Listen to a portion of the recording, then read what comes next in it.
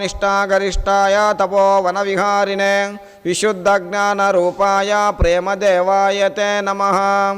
ఓం బ్రహ్మచారి మహర్షి సద్గురు శ్రీ శ్రీ శ్రీ ప్రేమానంద స్వామి తపోవనము ఆశ్రమము సంస్థాపకులు, సనాతన ధర్మ సమాజము వ్యవస్థాపకులు బ్రహ్మచారి మహర్షి సద్గురు శ్రీ శ్రీ శ్రీ ప్రేమానంద స్వామి గురుదేవుల పాదపద్మములకు సాష్టాంగ నమస్కారములు.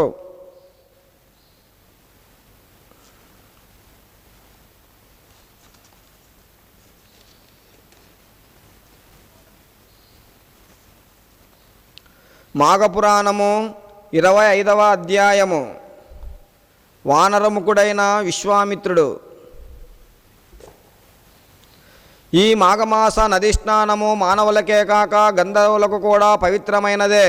మాఘమాస నది స్నానము వలన గంధర్వులు కూడా సత్ఫలితాలను పొందగలిగిరి. పూర్వము ఒక గంధర్వుడు తన ప్రియసఖితో భూలోక విహారానికై వచ్చాడు.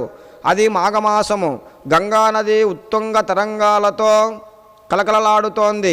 ఆ నదిని చూడగానే గంధర్వునికి అందులో దిగి ఆ నిర్మలమైన పవిత్ర గంగానది నీటిలో స్నానం ఆడాలనిపించింది. తన కోర్కెను ప్రియసఖితో చెప్పాడు.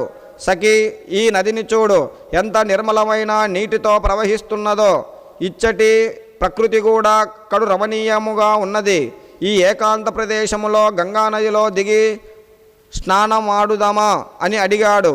అందులోకి ఆమె, అబ్బో, నీరంటే నాకు భయంగా ఉన్నది, కావున నేను స్నానం చేయను, నువ్వే స్నానం చేసిరా అంది. గంధర్వుడు ఆమెను విడిచి నదిలో దిగి స్నానమాడాడు. పవిత్రుడైనాడు. చలి రా పోదామంటూ పైకి ఎగరసాగారు. గంధర్వుడు మాత్రం పోవుచున్నాడు కానీ ఆమె వెళ్ళలేకపోతుంది. మాఘమాసమందు గంగానది స్నానాన్ని తిరస్కరించినందువలన ఆమెకు దైవత్వము నశించింది. ఎంత ప్రయత్నించినా ఆమె తన ప్రియునితో పాటు గంధర్వలోకానికి వెళ్ళలేకపోవడంతో గంధర్వుడు ఆమెను విడిచి తానొక్కడే తన లోకానికి పోయాడు. గంధర్వకన్య ఒంటరిదైపోయింది. ఆమె అడవిలో అటూ ఇటూ తిరుగుతూ విశ్వామిత్రుని ఆశ్రమానికి వెళ్ళింది. వయ్యారంగా అటూ ఇటూ చూడసాగింది. ఇంతలో విశ్వామిత్రుడు ఆ గంధర్వకన్యను చూశాడు. ఆమె ముగ్ధ మనోహర సౌందర్యానికి చలించిపోయాడు. ఎవరి అతిలోక సుందరి అనుకొని ఆమెను సమీపించి తన వలుపు చేష్టలతో ఆమెను ఆకర్షించాడు. ఇద్దరూ ఒకరినొకరు ప్రేమించుకున్నారు. ఆమె అందం విశ్వామిత్రుణ్ణి కలవరపెట్టింది. ఆమెతో సరసల్లాపములాడుతూ గ్రామ క్రీడలలో మునిగితేలుతో రత్యానందాన్ని పొందసాగాడు. తనివి తీరని విశ్వామిత్రుడు మరలా ఆమెతో క్రీడిస్తూ రత్యానందాన్ని పొందుతుండగా ఆ గంధర్వుడు తన ప్రియురాలిని వెదుక్కుంటూ వచ్చి ఆ దృశ్యాన్ని చూశాడు. విశ్వామిత్రుడు గంధర్వకన్యతో రతిక్రీడలో తన్మయుడై మునిగి తేలుతుండడంతో వచ్చిన గంధర్వుణ్ణి గమనించలేదు. వారిద్దరూ పరిసరాలను మరిచి రతిక్రీడను సలుపుచున్నారు. గంధర్వుడు కోపించి, ఓరి, నీవు ఋషివై ఉండి కూడా కామకోరికను విడనాడలేదు. కామముతో కన్నుమిన్నుగానక ప్రవర్తిస్తున్న నీవు వానర ముఖుడివై పోవుదువుగాక అని విశ్వామిత్రుణ్ణి, ఓసి నీవు శిలవై పోవుదుగాక అంటూ గంధర్వకన్యను శపించాడు. శాప విమోచనము చెప్పమని బ్రతిమాలినను చెప్పకుండా గంధర్వుడు తన దారిన తాను వెళ్ళిపోయాడు. వానరముఖుడైన విశ్వామిత్రుడు చేయునది లేక పశ్చాత్తాపముతో కృంగిపోవుచుండగా అటుగా వచ్చిన నారదుడు ఆ విషయం తెలుసుకుని విశ్వామిత్రునితో, విశ్వామిత్ర, ఎంత పని చేశావు? మహర్షివై ఉండి కూడా తుచ్చమైన కామవాంఛన విడనాడక పోతివి గదా. క్షణభంగురమైన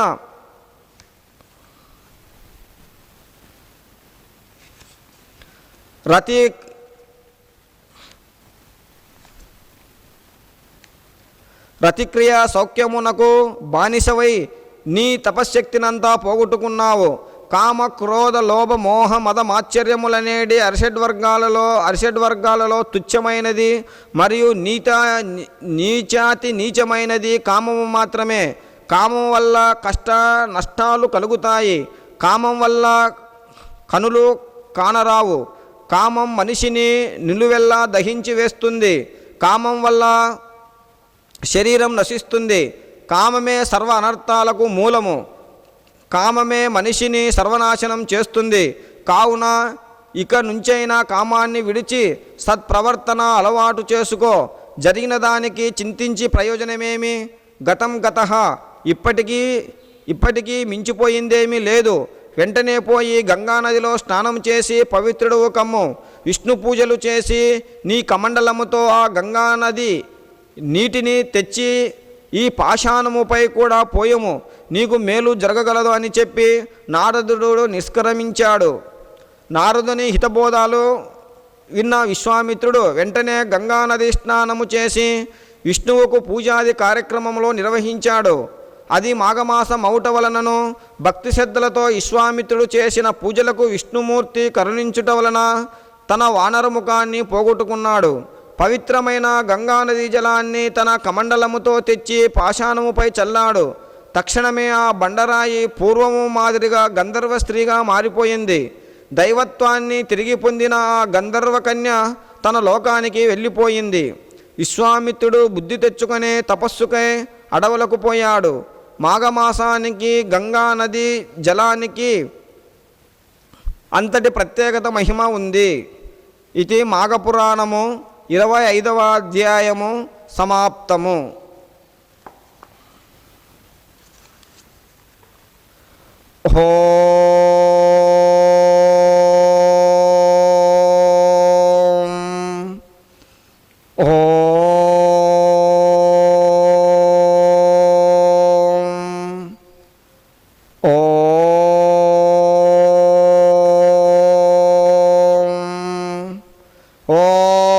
सहनाववतो सहनौ भुनक्तो सह वीर्यं करवावहै तेजस्विनावधीतमस्तु मा विद्विषावहै। ओम शांति शांति शांति।